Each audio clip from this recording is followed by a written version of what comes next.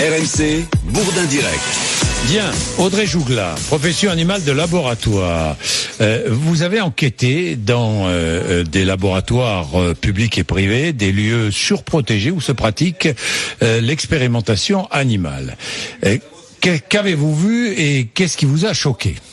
Alors, ce qui m'a choqué et que j'avais pas du tout envisagé avant, alors que je connaissais un peu le sujet, voilà, c'est en fait les conditions de détention des animaux qui sont quand même au-delà des expériences, parce qu'on parle souvent des expériences. On s'imagine pas qu'il n'y a pas que les expériences, il y a aussi les conditions de détention des animaux qui sont quand même carcérales, et aussi la relation avec les animaliers qui parfois se passe bien, parfois se passe pas toujours très bien. Il y a pas, quand on parle de maltraitance en général, on confond un peu tout. Oui. Non, mais c'est vrai. Il y a les expériences d'une part, il y a d'autre part la détention des animaux, et ensuite il y a la relation avec le personnel de laboratoire. Oui, beaucoup d'animaux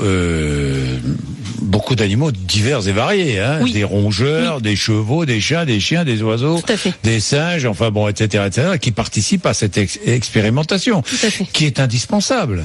Alors, indispensable. Oui ou non? Oui. Non, alors c'est pas oui ou non. Pour vous, c'est non. Bah non, c'est pas oui ou non. Ce serait trop facile. Ah bon. Alors moi, ce que je dis toujours, c'est que indispensable, c'est vrai qu'on parle d'utilité, mais l'utilité c'est une chose, la légitimité c'est autre chose. Et c'est vrai qu'en général, on confond un peu tout. Et la légitimité de sauver des vies humaines. Alors, justement, sauver des vies humaines, il s'avère que sur la légitimité, là. Alors, sur le spectre des expériences, sauver des vies humaines, c'est pas toutes les expériences. Faut pas oublier que les expériences qui sont menées sur les animaux, ça concerne aussi bien les polluants agricoles, les solvants, les décapants pour four, que des. On a en tête le cancer ou des maladies qui sont justement. Vous savez que les solvants, ça peut donner des cancers. Hein. Oui, mais ce que je veux dire, c'est que les produits chimiques, ça peut donner des cancers. Bien sûr, mais les expériences qui sont menées sur ces produits-là, sur les animaux, le spectre des expériences est extrêmement vaste et varié, et on a tendance à l'oublier et à le cantonner trop souvent à des maladies. Bruno Verschure. Allô? Bon, il n'est pas là. Bon, écoutez, s'il n'est pas là, il n'est pas là. Ah, si, il est là, Bruno Verschure. Oui, je vous entends bien, M. Bourdin.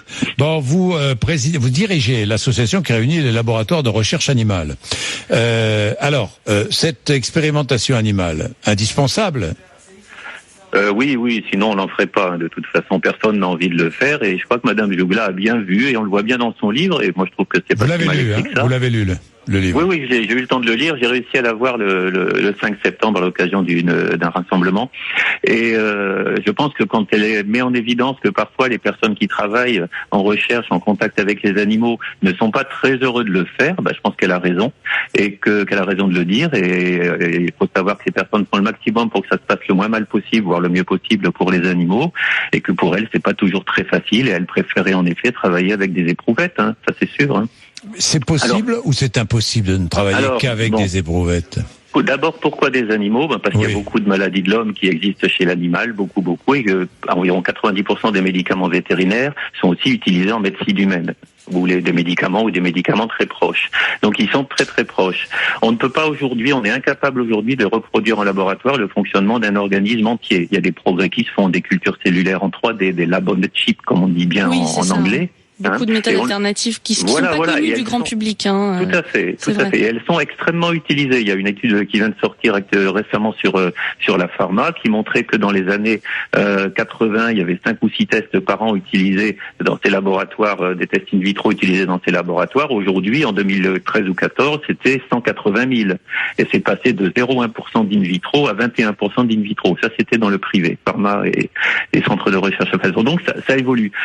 Par contre, on ne sait pas produire un organisme in vitro, et on commence à se demander en recherche, parce qu'on s'en approche, probablement dans 5 ans on pourra reproduire à peu près un cerveau in vitro, mais qu'est-ce qu'on va se poser comme question éthique? Il sera sensible. Ah oui, il sera sensible. Oui, non, mais il y a déjà une création il y a eu un micro-cerveau qui a été reproduit au mois d'août.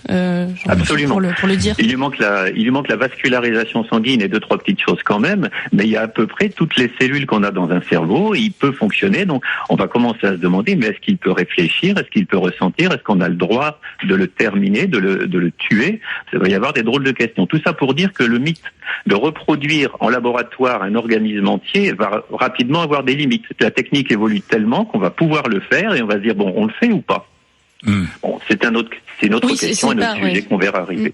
Oui, mais là, avec les animaux, On se pose la question, on le fait ou pas? Oui, alors moi, ce que je voudrais surtout dire, c'est que le problème sur les expériences, il y a 13 espèces de grands singes sur lesquels, dans l'Union européenne, on ne peut pas expérimenter, justement pour une question qui est éminemment morale.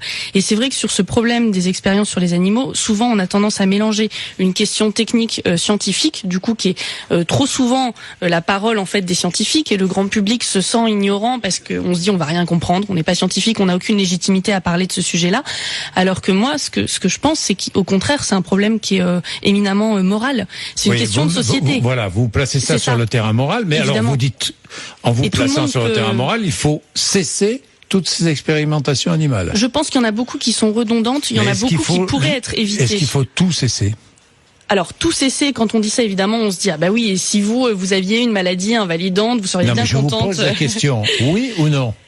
Pour moi, les expériences qui sont, on peut déjà épargner un nombre considérable d'animaux, ça j'en suis convaincu, parce qu'il faut savoir qu'il y a beaucoup de résultats qui sont pas mutualisés entre les laboratoires. On est d'accord, on peut épargner. Vous êtes d'accord, Bruno Verscoeur? On le fait autant que possible. Même la loi l'exige, la loi européenne, la loi française, dans tous les pays du monde, on nous demande, on n'a pas le droit de faire une étude sur animaux si elle n'est pas indispensable et irremplaçable. Oui, mais c'est faux, parce que notamment le test de Dresse, par exemple, il y a une alternative qui existe à ce test-là et il est toujours pratiqué.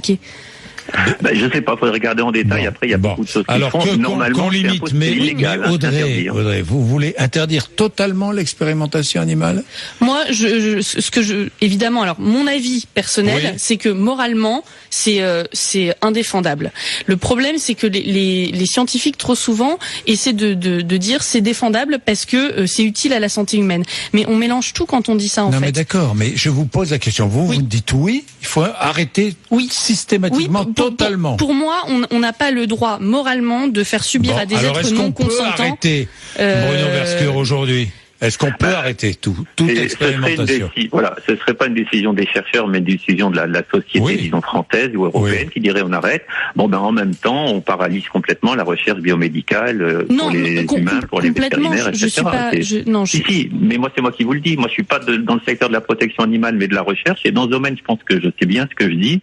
Si on arrête les essais sur animaux, c'est globalement toute la recherche biomédicale, scientifique biomédicale et aussi thérapeutique qui va ralentir très fortement et de toute façon quitter les pays qui auront décidé de faire cet arrêt. C'est absolument certain, tout le monde en est convaincu et c'est ce qui se passera. Moi, ce que je voudrais, c'est renvoyer les auditeurs vers l'information qui est communiquée par deux associations qui s'appellent ProAnima et Antidote, qui sont des associations scientifiques pour les méthodes alternatives. Et si vous avez des questions scientifiques, qui sont donc pas des questions morales, je pense que c'est un bon moyen de s'informer aussi sur les alternatives qui existent. Et notamment, ce qu'on dit pas, c'est les expériences qui sont liées au modèle animal et qui ont des effets pervers et des effets secondaires non désirés sur l'être humain. Ça, on n'en parle jamais.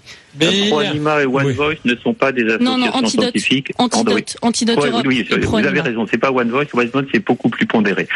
ProAnima et Antidote ne sont pas des associations scientifiques. Ça, c'est très facile à démontrer. Il suffit de regarder le CV et l'historique des gens qui les gèrent. C'est un autre débat. Ce ne sont pas des associations scientifiques. Bien, merci Bruno Verscoeur, merci Audrey Jougla, profession animale de laboratoire. Je crois que vous avez tourné un documentaire pour Canal+. Merci, il est 9h58, vous êtes sur RMC.